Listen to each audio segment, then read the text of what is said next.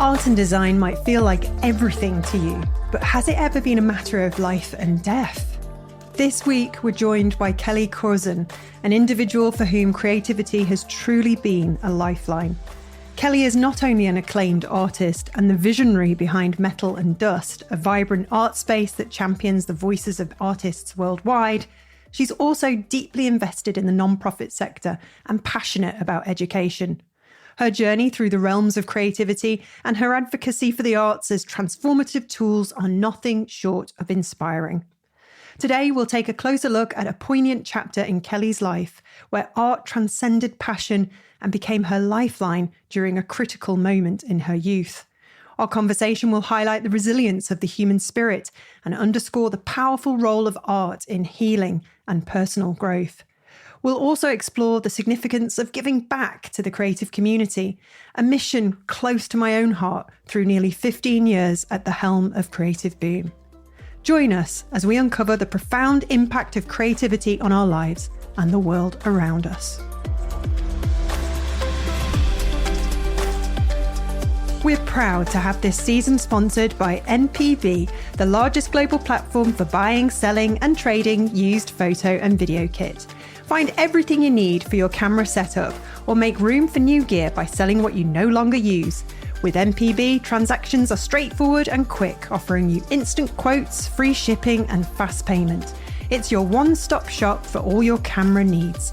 Visit npb.com to find out more.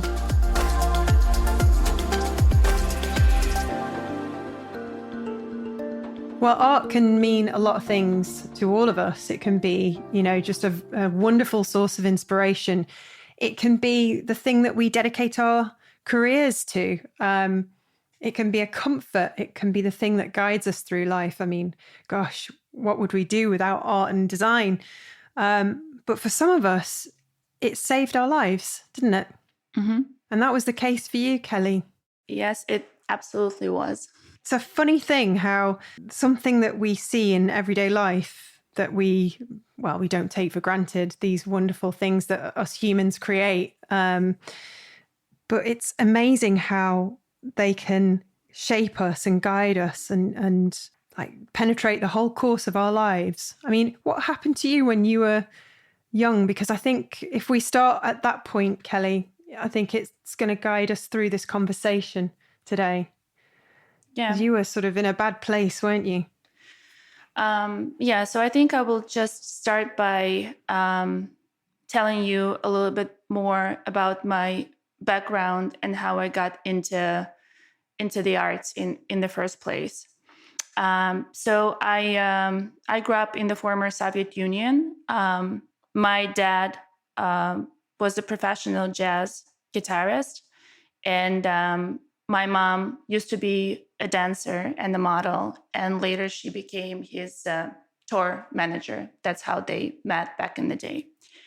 So I started drawing pretty early. I think I was around 4.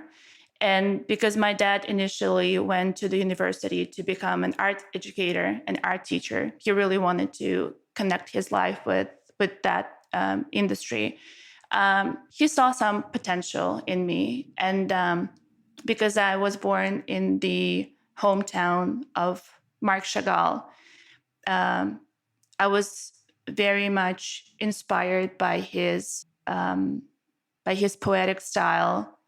And we share many things in common in terms of how we express ourselves creatively, and the visuals that we use, and the poetry and the deep meaning behind every single piece. So I've always dreamt of entering Marc Chagall Art School.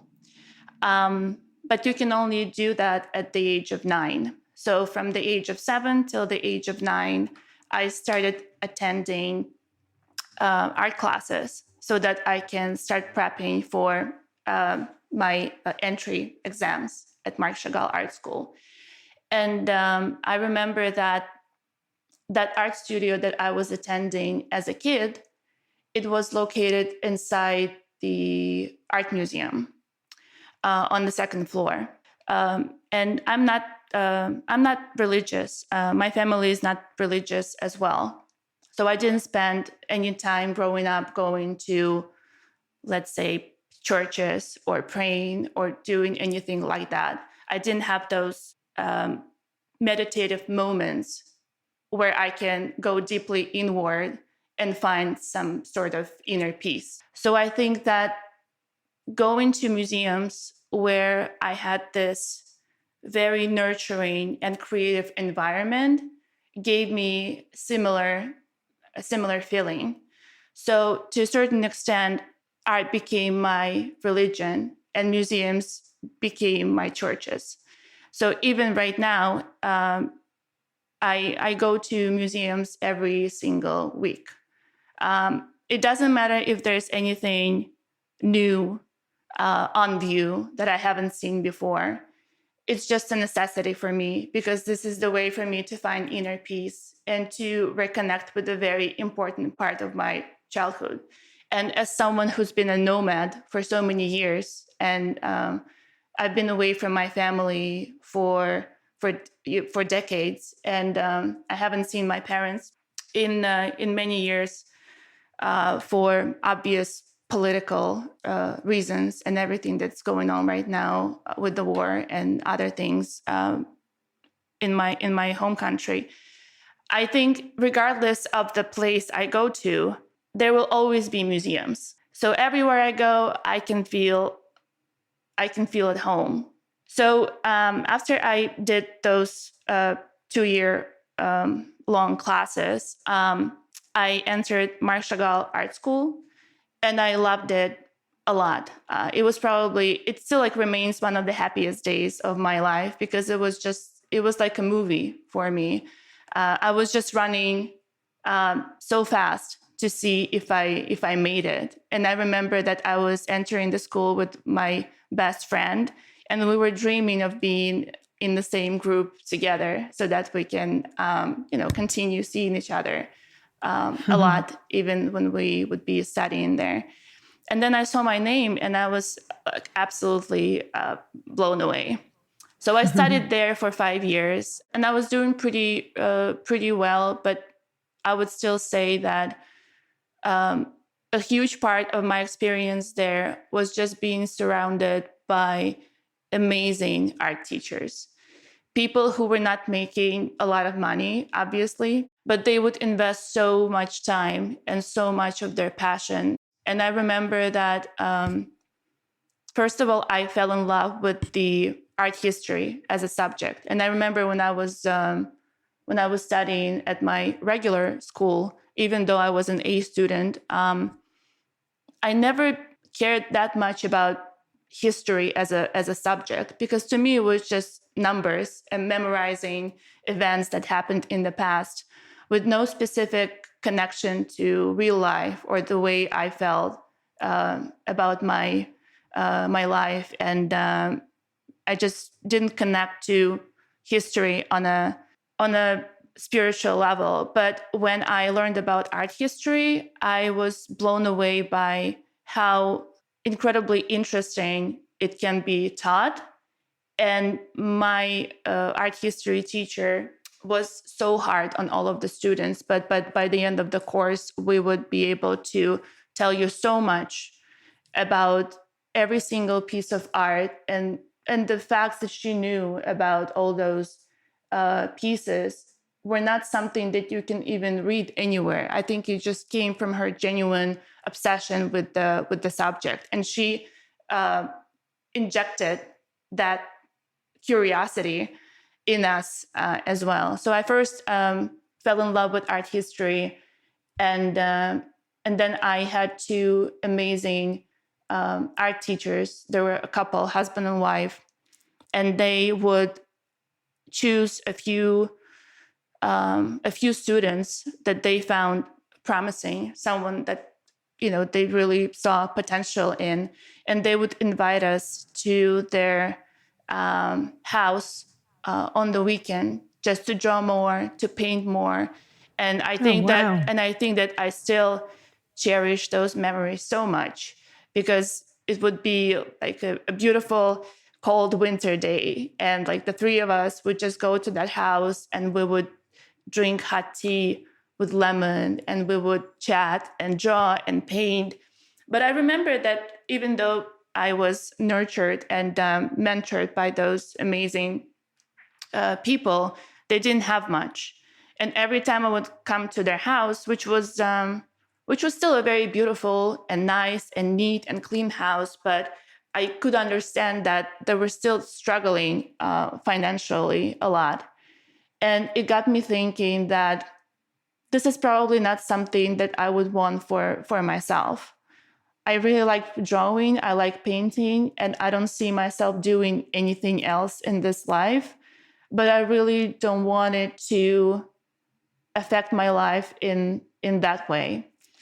So I remember that they were really pushing me to enter the university to get my bachelor's in arts, which I understood why they were doing that. They had like a very linear concept of the things that you need to do in your life in order to get successful. Or, back in the day, this is something that they thought would be the right thing to do.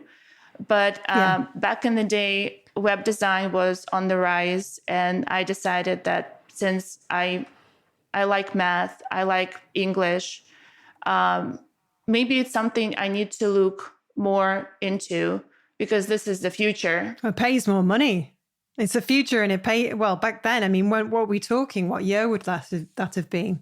I think it was, so I entered the university, it was 2003, but I think I started thinking about that around like 2001. So right after I graduated from Marc Chagall. Digital revolution. It was an exciting time. It was lots of exciting things happening, and people were sort of thinking, "Oh, hang on, what's this digital thing?" I mean, I remember I was at university, and there was a final course that you could do online journalism. I was like, "Wow, what is this?" So it was quite savvy of you back then to think, "Okay, well, I love my art, but I've got to make money." But also keep in mind that I didn't even have a computer. I didn't know how to use a computer. So in order for me to get into the university, I still had to pass an exam. So right. I bought myself a book, and I was learning everything pretty much in theory. So when I came there, I saw the computer. I mean, I saw computers before. We had like a computer lab at our school, but we didn't spend that much time there. But I didn't have a lot of hands-on experience with the computer, which is so interesting, because then like every day of my life right now, I'm glued to the computer. Like everything that I do like digitally, online, virtually. Yeah. So it's insane to think about the fact that I was just memorizing everything without actually understanding what I was talking about. And I passed the exam, but I remember that it would really give me a headache to even I didn't know how to insert the floppy disk. Like, how do you actually use that? And they would look at me and be like, "And you want to study, web design and computer graphics?" But then, I ended up teaching myself a lot of that stuff. But again, limitation breeds creativity. Floppy disk. Wow. I haven't heard about one of those for a while. Yeah, gosh, all the things we used to use, and it's just changed so much. It's changed so much. It's crazy. I know. We're living in times, we're living in a new revolution now, aren't we, with AI? But, that's a subject for another day. It'd be quite interesting, actually, to hear your thoughts on that later.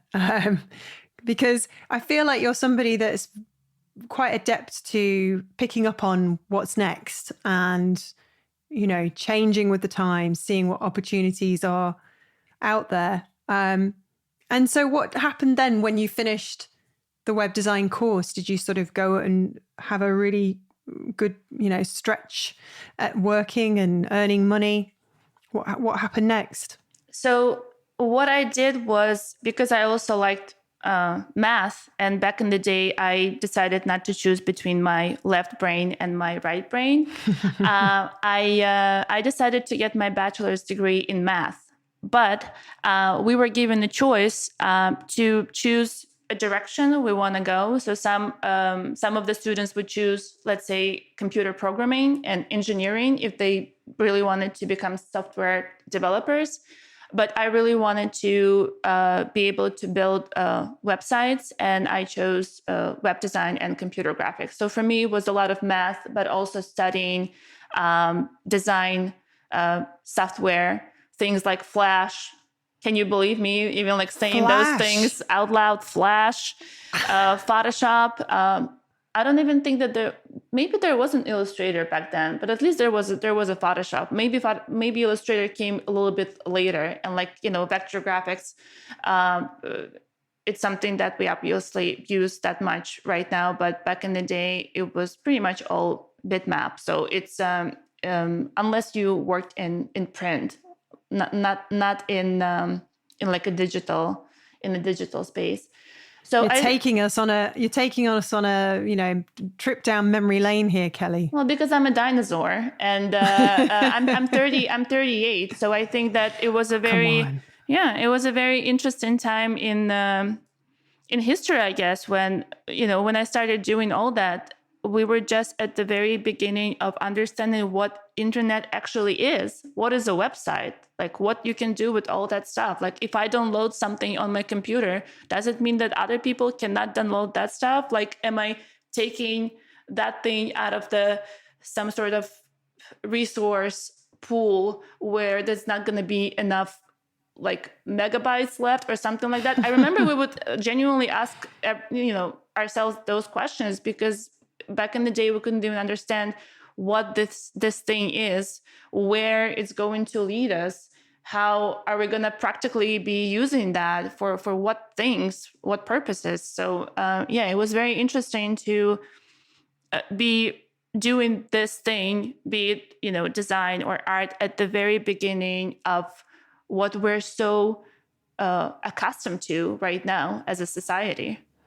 Mm-hmm. And it changed the world. I think we knew it would, but never really could have predicted how it would have. And here we are in 2024. Had to think about that then. Yeah, and it's been a tough couple of years, hasn't it, as well? Just the change that's been going on culturally. But compared to back then, it feels that back then was quite mild in comparison to what's happening now. Yeah, and I think that we're still living in a very interesting time right now. I wouldn't want it to be any different, but it's funny to think that back in the day, no one predicted that we're going to be using mobile phones, and that the thing that we're holding in our hand is going to be our future. Such a big part of everyday life, because when you watch the movies, they were thinking about cars flying around, and no one actually thought that we would be using gadgets and tablets, and that we will be pretty much looking at the screens all the time. Yeah, exactly. Where's my hoverboard? That's what I want to know. Yeah. Where's my hoverboard? That's a good question. we'll get there. We'll get there essentially. One step at a time. One step at a time. I'll be an old woman, and I'll still get a hoverboard if they ever come out. Well, maybe they will invent something for us to never age. There's a possibility. Then you can have your hoverboard, and you can also be looking pretty rejuvenated and refreshed. How about that? I don't care what I look like, as long as I feel like I did when I was 18. That would be just the icing on the cake. So let's go back to that time then. So you were kind of, going and venturing into the world of work. Was it good? Was it a good time for you? Yeah, it was a very good time for me because I learned how to build websites pretty early on. I also started making money pretty early on, and I was happy that I wasn't dependent that much on the financial support from my parents, which felt very nice. So I became autonomous pretty quickly. And then I was pretty much working in web design for many years. Then I became art director. Then I started working in mobile for different companies. And this is what got me what got my foot in the door and what brought me to the United States. Because I think that I by the age I was 24, 25, I achieved a few things that would move me forward career-wise. And and that's when I came to Chicago. It was 2011. And I started working for a big consulting firm here to help clients deliver digital experiences, but already being a UX designer, a lead UX designer. And I've been working in tech ever since, as far as my main source of income goes. But I never gave up making art. I've always been illustrating. I've always been working on my personal projects. And when I came to Chicago, I got affiliated with a Red Orchid Theater, where Michael Shannon is one of the co-founders. And they were looking for an art director who would help them out with a special gala event that Michael Shannon was hosting. And that's how I got to meet him. And then later they asked me if I can donate one of my artworks for their charity event, because they wanted to make money, because Red Orchid Theater is a nonprofit organization. And they ended up selling this thing, which got me thinking that, well, maybe I should illustrate more and I should do more things. Not for for the sake of getting paid for that. But I think that when I came to the States, I was so focused on my work in tech that I wasn't prioritizing making art. And I thought that maybe my style, or the things that I was doing in my home country, maybe it's not up to the level they would like here. So I was questioning myself a lot. And I think that just the fact that they sold that piece and they really liked it, it gave me some peace of mind. And I started working on my first solo art show back in Chicago, which went really good. And they extended it for one more week. It was a show in one of the galleries in Wicker Park. That's a dream. Yeah, that's the dream. But at the same time, I didn't feel like I made it, or I usually don't think about my life in those terms. I just know that I have so many aspirations inside of me, and I have a lot of passion about the project that I'm working on, that I'm usually focused on that. I don't think that I should be focusing on the things that I will get in return, because then it's making it a little bit more selfish. It's making it more about my ego. Because I think that if you're being true to yourself, if you are being unapologetically creative, if you giving it 100%, there's no way financial success or recognition is not going to follow. It will follow, but it shouldn't be the main motivation behind your actions. I think that can be said for anything in life. You just have to sort of find something you're passionate about and then know that will be the bonus that follows, like you say. I absolutely agree. The Creative Boom podcast is sponsored by MPB, the largest global platform for buying, selling and trading used photo and video kit. Every week we chat with photographer and MPB ambassador Ian to get some insider tips on photography. What are we focusing on this week, please, Ian? So this week we have the age-old question, are primes better than zooms? Prime lenses, of course. So this is a very popular discussion point, owing mainly to the concept of, quote, better, unquote. So traditionally, prime lenses offer you the best image quality, while zooms offer the convenience of zooming in. However, the gap is getting smaller as technology advances, with many of the modern zooms made by mirrorless systems from Canon, Sony, and Nikon offering incredible image quality. However, primes still rule in terms of speed. In other words, the maximum aperture of a lens, with mid-length primes like 50mm, for example, quite commonly going from f1.2 or f1.4, allowing tons of light in, which a mid-range zoom cannot do. So better is entirely dependent on what your needs are. A good compromise is to carry a mid-range zoom and a light 50mm f1.8 prime lens. Thanks, Ian. That's really interesting advice. If you'd like to find out more about anything Ian discussed today, then visit mpb.com.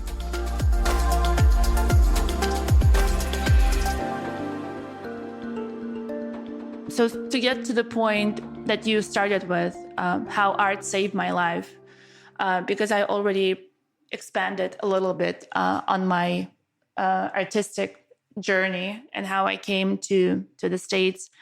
When I was around 13 or 14, I was going through a very difficult time in my personal life, in my family life. It's gotten to a point where I found myself being in a very, very dark place for years on end.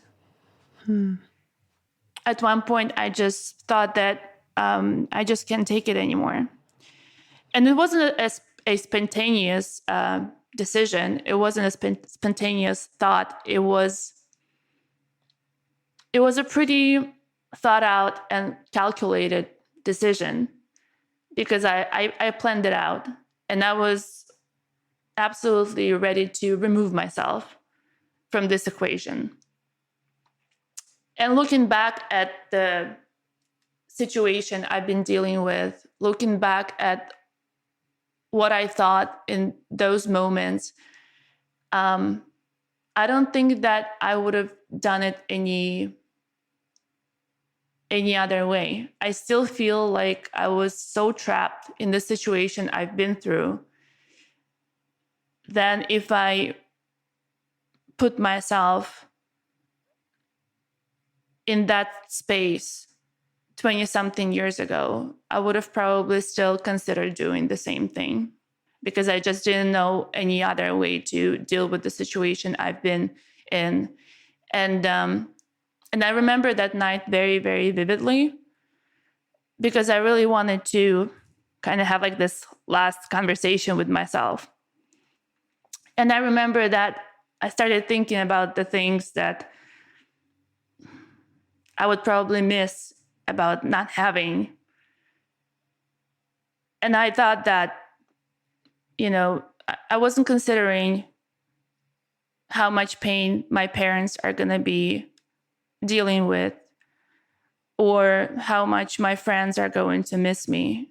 The only thing that stopped me from doing that night was realizing that if I do it right now, I will never be able to experience art again. I will never be able to make art again. I will never be able to experience music. And as someone who grew up equally in arts and in music, in jazz, that was a very hard choice to make. And that internal conversation saved my life. And I remember that I thought to myself that it doesn't matter what I need to go through for the next couple of years, because I knew that the situation that I was in is not going to resolve anytime soon. And I just made a decision to continue pushing through, regardless of any other consequences or complications. And because I knew that that night, art did absolutely save my life. Curiosity, my innate curiosity saved my life. I decided to make a pact with myself that none of my art is ever going to be commercial, because I didn't want to have that pressure of making it into the art world, given the background of my art teachers. And I really wanted to give back to the thing that saved my life in the first place. Because this is that powerful. Art can be that powerful for so many people. And as I mentioned before, it was my religion. So I cannot think about anyone or anything in my life that is more important and vital to my existence than art itself. Wow, that's quite an experience that you went through. And when the sort of, the dark clouds part and you kind of pick yourself up off the floor, or maybe you've been in the shower, whatever, you kind of find yourself in this new space. And it's almost like a kind of separation, isn't it, from where you were there and where you are now. And that was quite a long time ago for you, but I suspect it's still something you carry with you. Have you been able to sort of process it properly and make peace with it? Yes, but it's definitely been a journey. So what happened after that night was that I kind of started to conceal those memories. I started pretending like it never happened. That's a natural response. That's something that a lot of us do. It's self-protectionism, like a hug. Yeah, this is just a part of the survival response, the survival mechanism. But I just stopped thinking about that, and I just focused on other things, just dealing with the situation I've been put in, continuing studying. And again, I was a minor. I was like 13, 14 years old. There were a lot of things that I was tackling, and I had to make a decision whether or not I become an artist, what school I go to, other important choices at that age. And I kind of swept it under the rug for many, many years until later when I lived in Barcelona for about a year, 3 years ago, I attended Off Barcelona, a gala of creativity and design. Wonderful. Because I was living right across the street from the venue. And I know that a lot of the artists that I've interviewed for Metal and Dust, they have been on that stage at some point of their career. So I was very curious to check this festival out. And I stumbled upon a talk by Burton Rust. That was very unusual, because instead of showcasing case studies and sharing success story, he opened up about something that was very personal and something that he never shared with anyone, especially not a global design community. That's brave. But that's absolutely brave. And that talk was one of the best things that happened to me in my entire life. The whole audience was crying.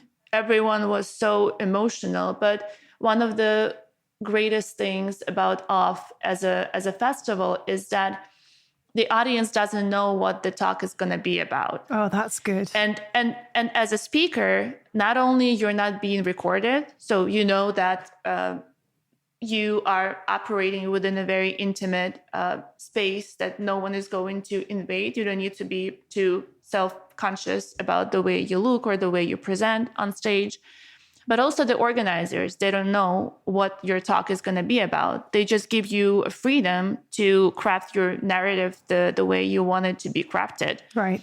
So everyone was blown away by the fact that they expected to see anything on stage, but they didn't expect that talk to be about pain and trauma and suffering and all the things that we as an industry are trying to hide or conceal when talking about our success or how we made it.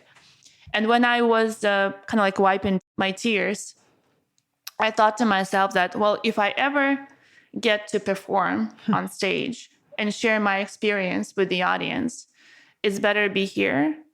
And I better do something as meaningful, or at least attempt to do something as meaningful as what Burton just did right there. Because I really wanted to inspire the audience. Just like he inspired you, you know? Yeah. Because when you embrace your pain and your suffering and your vulnerability, it can become very contagious. You can inspire other people to accept those things about themselves and stop wasting all of that energy. There's so much energy that we waste when we are scared, when we are ashamed, when we are insecure, when we're dealing with fear, anxiety, depression, you name it. All of that energy can be freed up and it can be used towards something more meaningful, towards something more beautiful and impactful. And I think that day I kind of manifested this thing into the universe. And I reached out to Burton, and we had coffee the next day. And then in a few months, I got the invitation from the organizers of Off Barcelona, asking if I would want to join the community and to speak on stage the next year.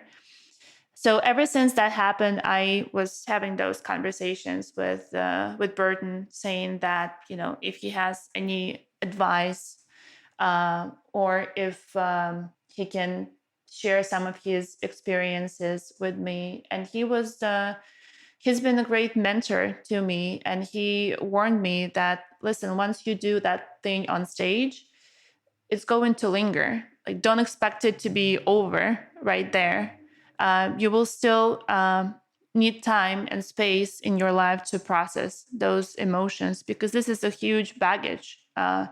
It's not like you can liberate it from that baggage overnight. No. So I'm very grateful for him, for his advice and for all the mentorship that he has done.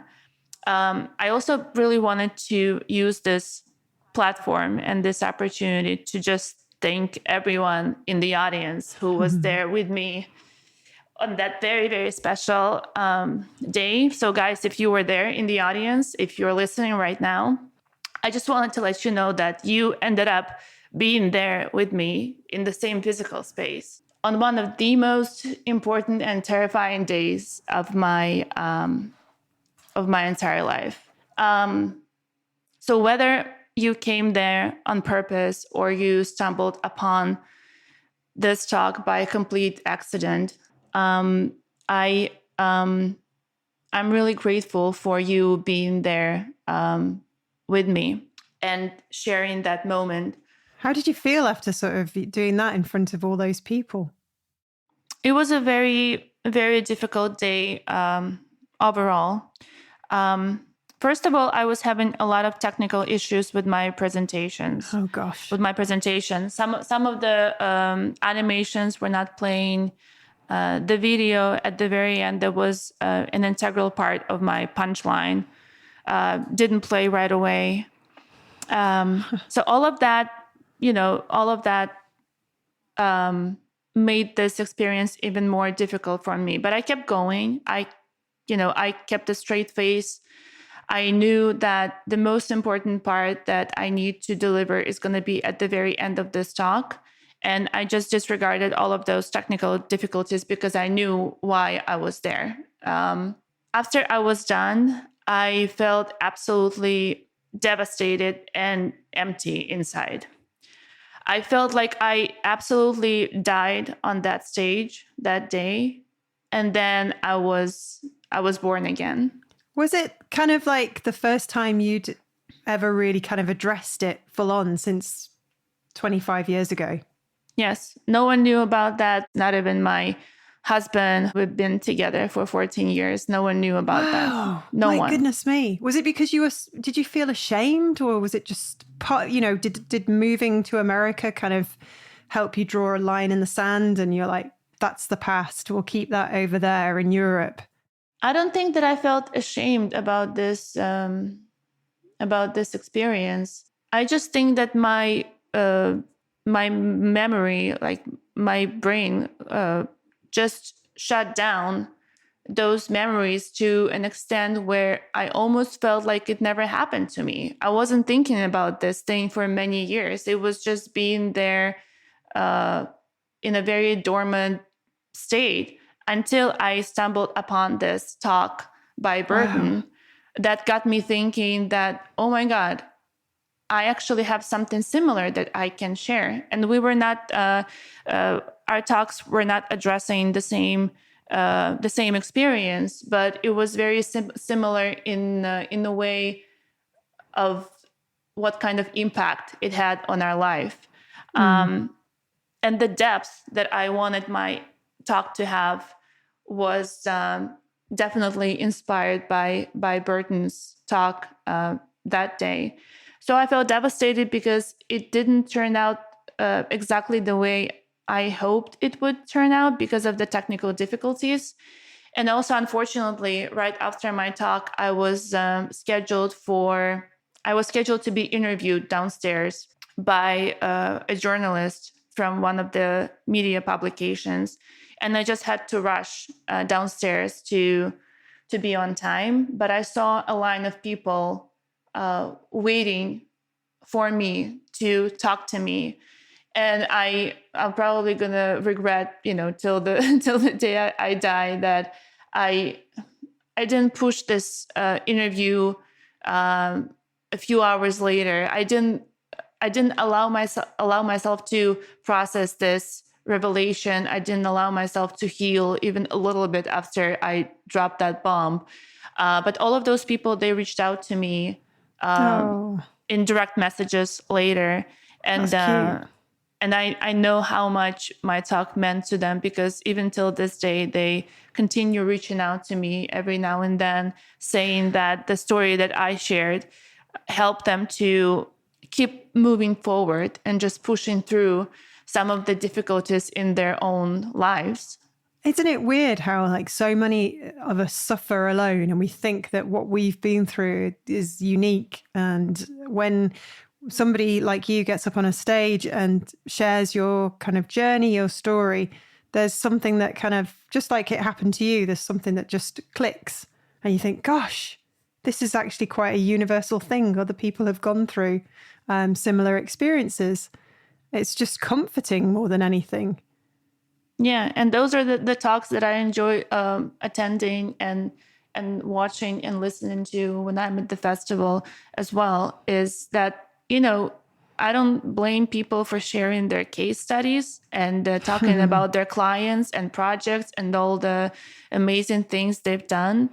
Yeah. But I can find that information online. I can go on their website and read those case studies. But what I'm looking for when I come to a festival like that is that I really want to get inspired. I really want to get some sort of reassurance that the direction I chose is the right direction, that we all are parts of, like, we're all members of a very big family. We're, as creatives, as just human beings in general, we are going through so many things that are, as you said, absolutely universal.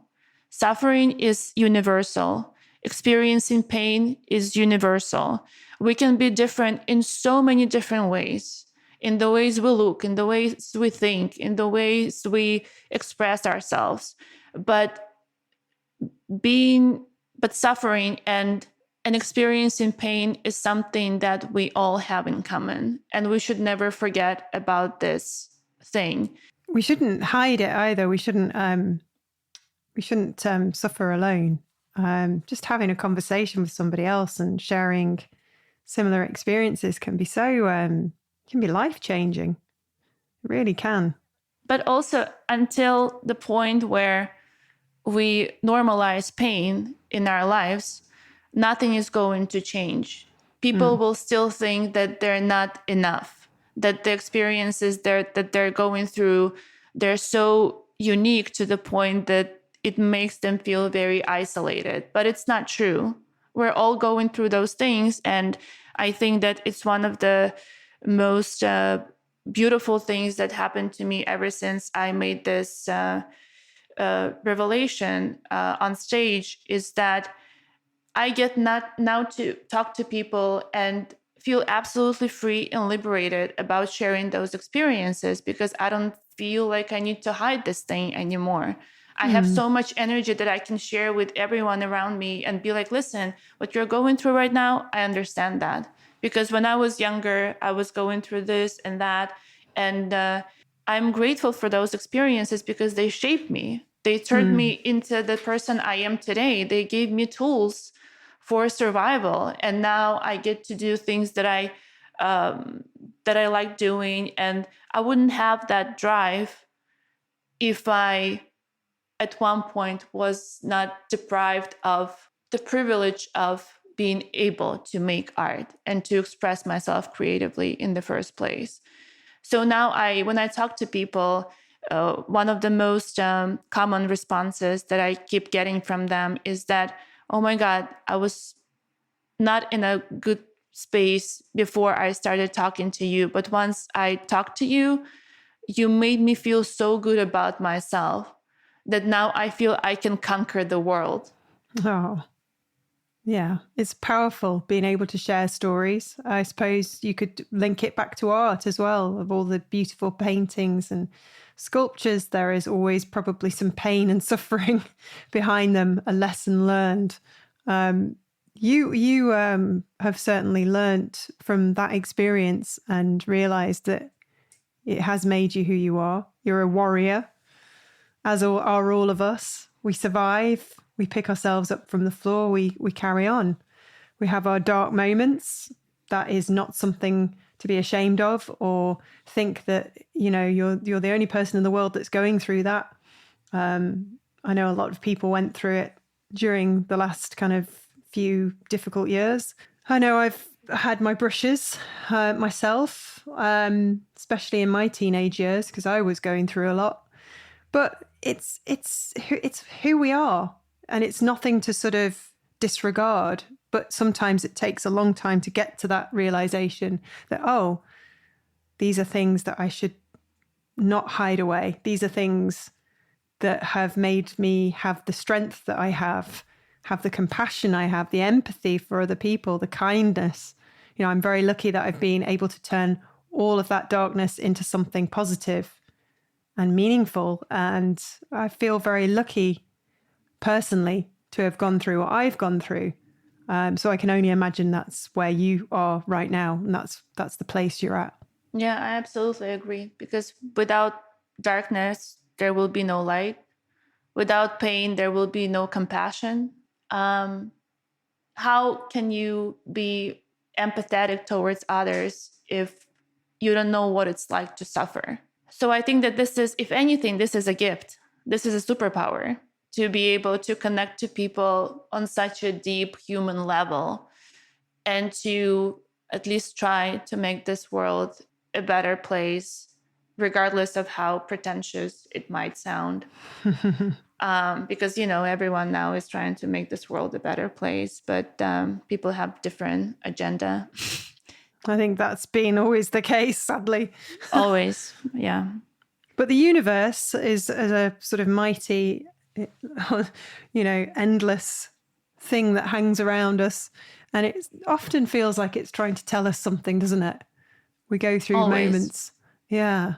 Like, I remember when we were having a chat before today, that you said that you almost got run over when you were working too hard. I mean, this is another thing that we go through as creatives.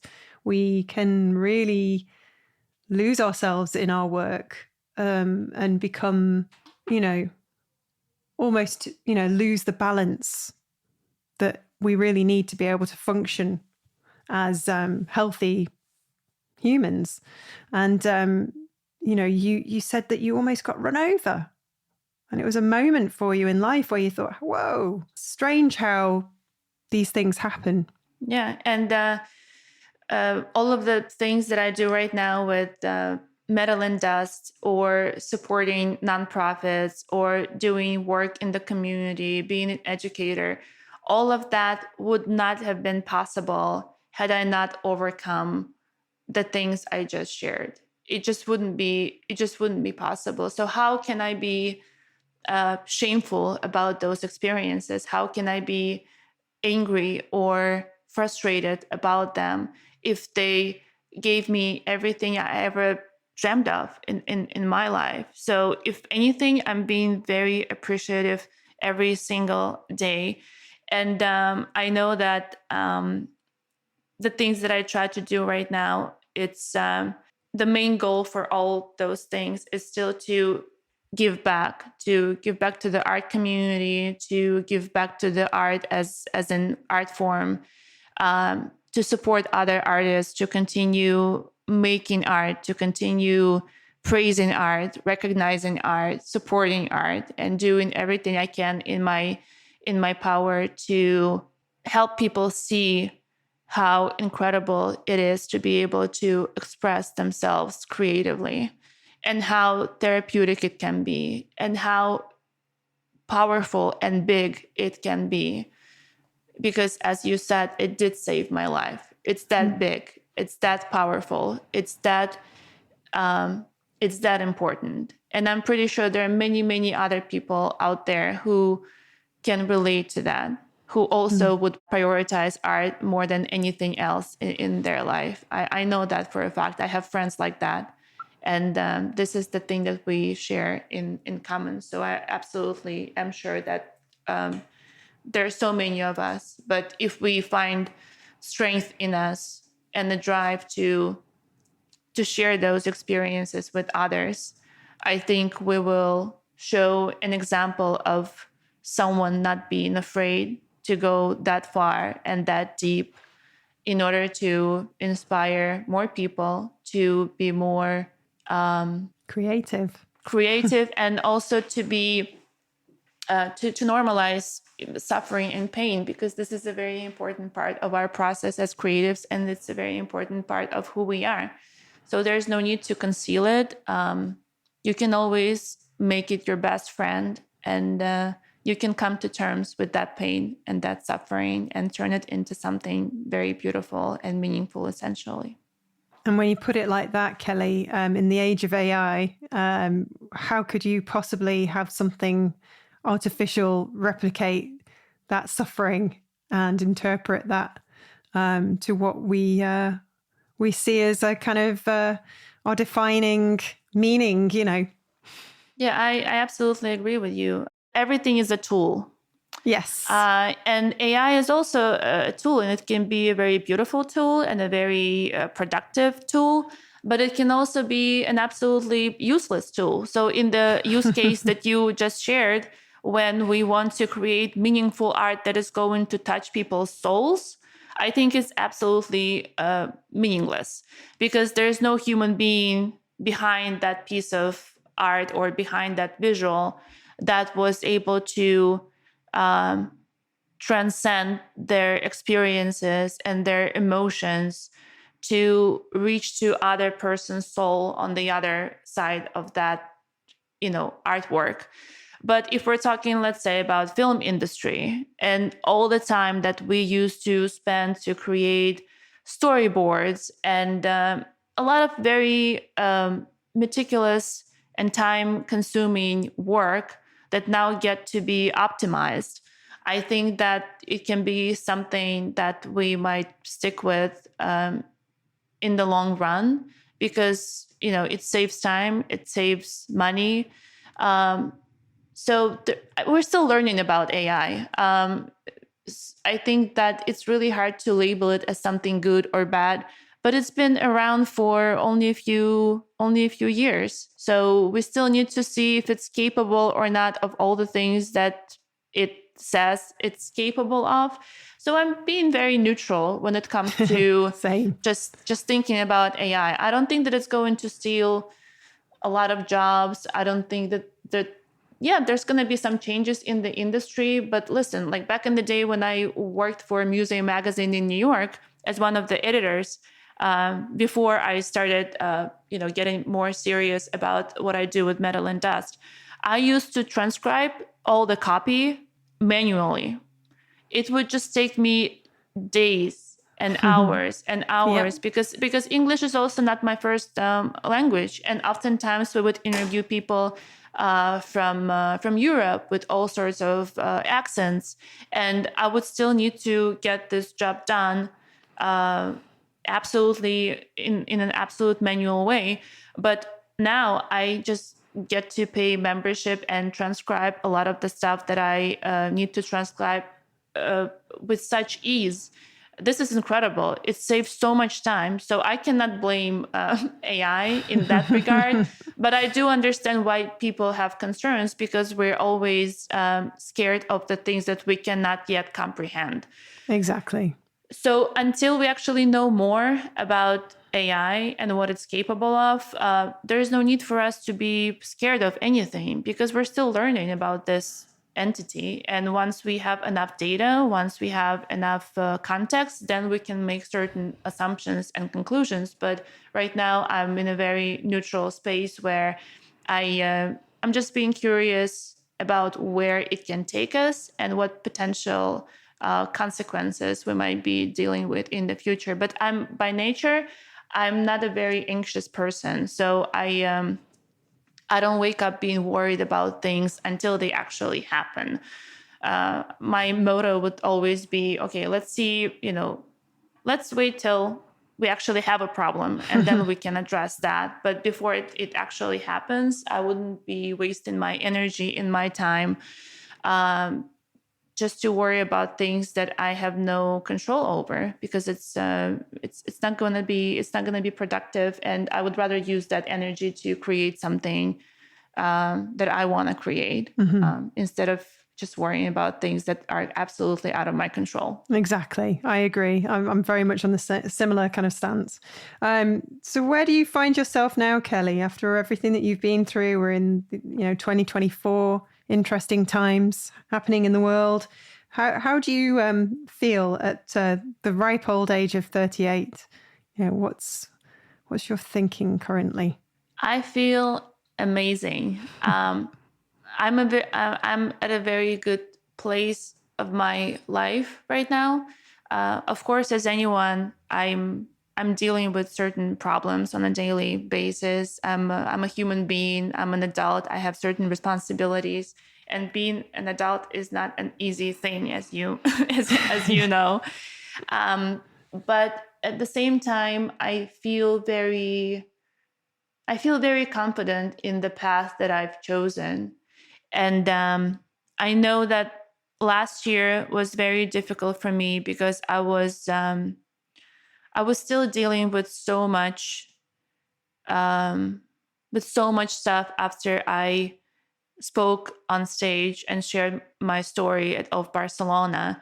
So I think that I just had to allow myself to process being completely new to this world again, because I had to recalibrate so many pieces of my past, so many pieces of my own identity to shape a new human being that now is free of so many things that were dragging me down in the past. Self-validation, that need for external approval, insecurity, so many different things that were getting in the way of myself. And it took me a good year to actually come to terms with everything that I've been through, and to craft a new human being that I'm very, very proud of right now. Of course, there are things that I will continue to improve over time, and this battle is never over. But at least now I can say that I know that I did everything right, and I know that I touched people, and I know that that experience allowed me to move even further in my life and in all of the projects that I'm so passionate about. And I cannot complain about anything right now. I feel very, very happy, and I feel very centered and grounded. And I really hope that I will be able to continue feeling like that in the long run, because now I think I have all the tools to make it work. This is great to hear. Well, Kelly, thank you so much for sharing your story. I feel like I could have talked to you all day, but sadly we have to leave it there. I hope you continue to create art and be your, enjoy this wonderful life. Thank you so much, Katie. I was so excited to talk to you, and we've been talking about this for many months and even years. And given how busy we are, I'm so happy and grateful that we finally were able to chat and to get to know each other a little bit better on a human level. So thank you so much for spending time with me. And I think the last thing that I want to say here, and it's something that's going to go out to all the listeners right now. You don't need to have a permission to express yourself creatively. You just don't. If you want something to happen, just do it. You do not need to have a permission. That's powerful. And that's something I'm definitely going to take away as well. Thank you, Kelly. Thank you, Katie, so much. As we close today's episode, we recognise that some of the topics we've discussed can be profoundly affecting. If you or anyone you know has been touched by the issues we've talked about, know that there is help and you are not alone. Please take a moment to visit our show notes, where you will find links to organisations and resources dedicated to providing support. And remember, reaching out for help is a sign of strength, and there are many who are ready and willing to stand with you. No matter what you're going through, there is support available out there, and we encourage you to reach out to friends, family, or professionals, or to use the resources we've shared. Take care of yourself and each other, and thank you for joining us today.